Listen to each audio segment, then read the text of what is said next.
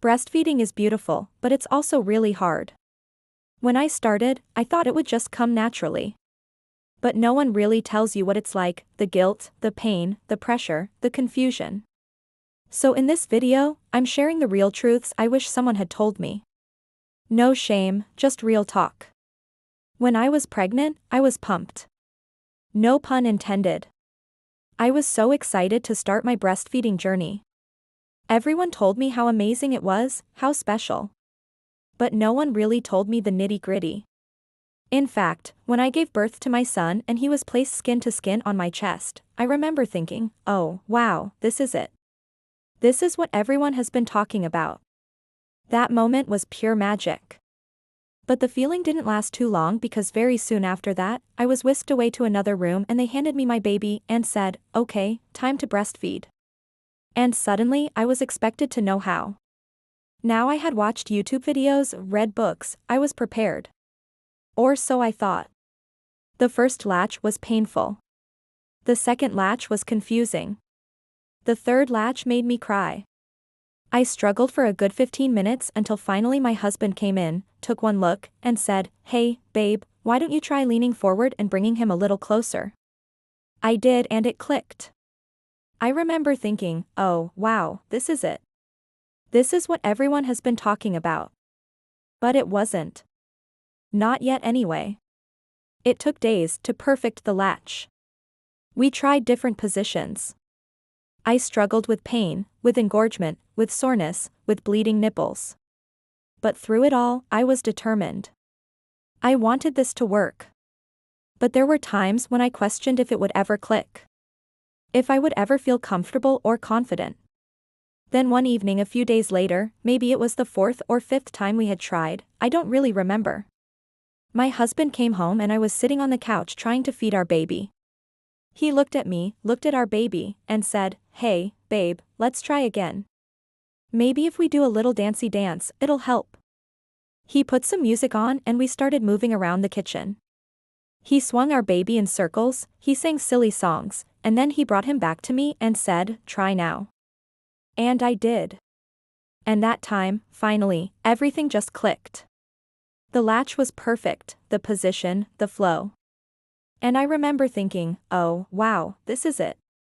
This is what everyone has been talking about. Then I laughed because I realized it wasn't going to be that one magical moment. It was going to be a million small moments.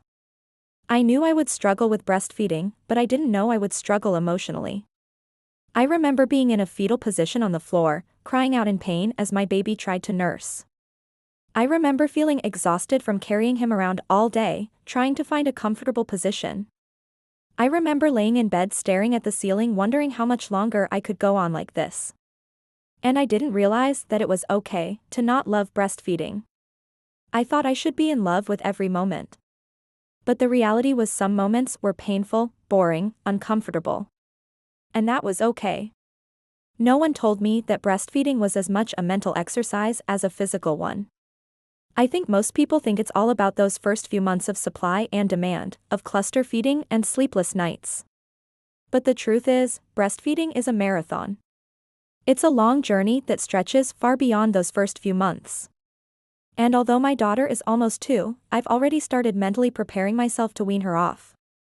I wonder how she'll react. Will she understand? Will she protest? How will it change our daily routine? And I'm trying to enjoy these last few months of nursing her because I know it won't last forever. But it's bittersweet. I'm sad it's ending, but I'm also relieved because I know I can finally sleep through the night again. But here's the thing, I'm also sad that this part of our relationship is ending because breastfeeding is more than just a way to nourish my child. It's a way to bond with her, to comfort her, to soothe her. It's a special moment just for the two of us. And although I'm looking forward to not having to worry about milk supply or sore nipples, I'm also sad that my daughter will grow up and I won't be able to breastfeed her anymore. No one told me that I would feel guilty about my choices. Guilty about supplementing with formula, guilty about pumping, guilty about not being able to produce enough milk, guilty about not being able to nurse in public, guilty about not being able to make my baby fall asleep after a feed, guilty about needing a break. And sometimes I still feel guilty. I feel guilty about supplementing with formula. Even though it's been a lifesaver, allowing me to go back to work and giving my baby a little extra nourishment. I feel guilty about pumping. Because it takes time away from my baby and it hurts. I feel guilty about not being able to produce enough milk. Even though my baby is healthy and thriving, I feel like I should be able to give her everything. I feel guilty about not being able to nurse in public. Because I know some people think it's shameless and I feel judged. I feel guilty about not being able to make my baby fall asleep after a feed. Because it seems like such a simple task, but it's not. I feel guilty about needing a break. Because I know that taking care of myself makes me a better mom, but I hate leaving my baby. But here's the thing, none of these feelings are helping anyone. And although I'm working on letting go of my guilt, I know it's gonna take time. No one told me that my breasts would become my new best friends.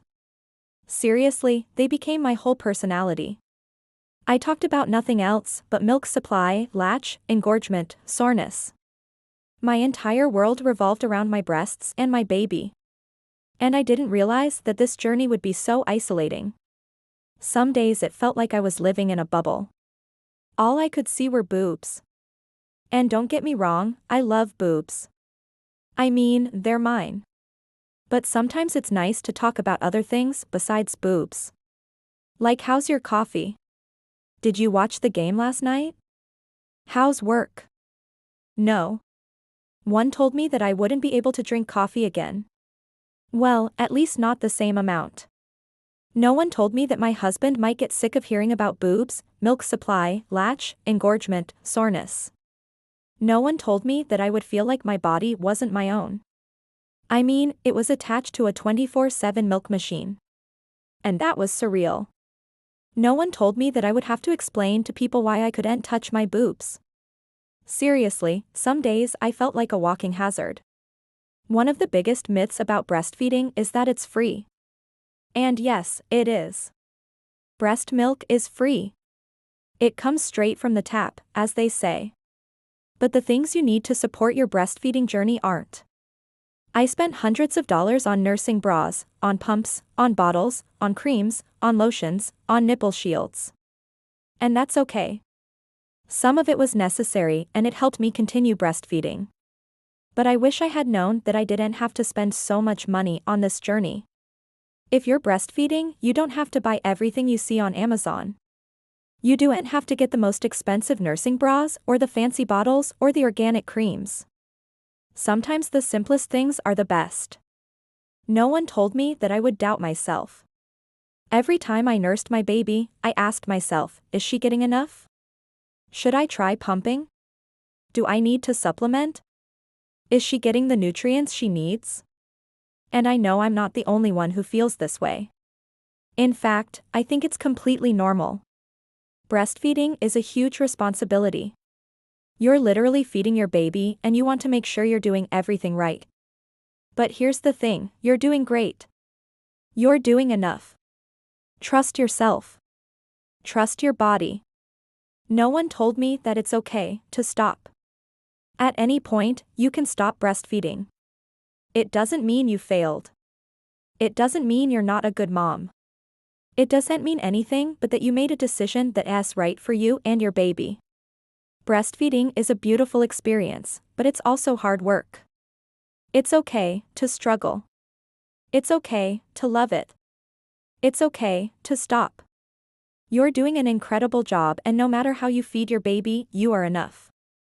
Thank you so much for watching. And if you liked this video, please subscribe and leave a like because it helps me keep making videos like this. I'll see you in the next one.